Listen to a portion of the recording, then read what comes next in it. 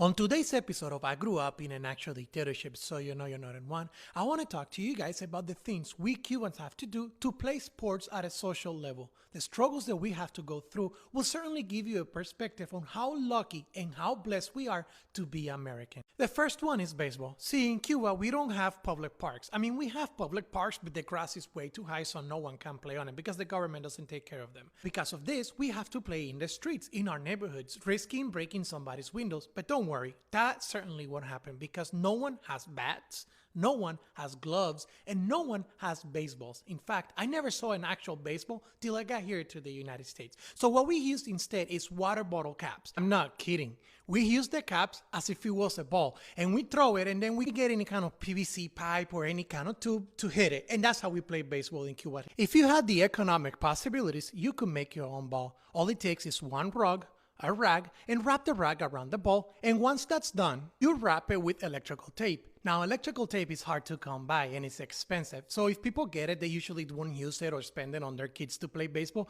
but that's the only ways us Cubans can play baseball. We still didn't have gloves or bats, but this ball was good to catch it without gloves because it had this kind of rubber tape around it and rag. So yes, this is how we Cubans play baseball. Now, playing soccer, it's another ordeal. It's another famous sport in Cuba. But again, we have no parks, so we have to play on the streets. We have no goalie, so instead of using a goal, we use rocks. We place it 5 feet away from each other, and that's our goal. Then we also don't have shoes, so we play shoeless on the street. So in Cuba, I grew up with only 2 pair of shoes at a time.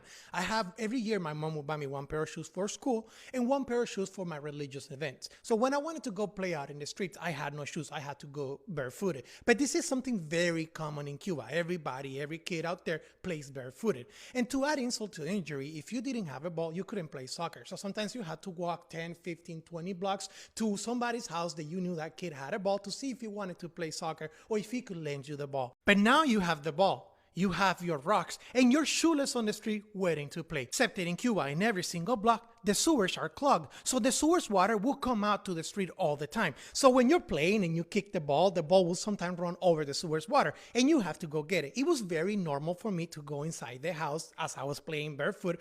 Sewers water marked on my legs from all the way to the bottom, all the way up to my knee and sometimes to my thighs because I kept getting hit with the balls. Every ball was stained with sewers water. This is the struggle we have to go just to play a simple game of soccer.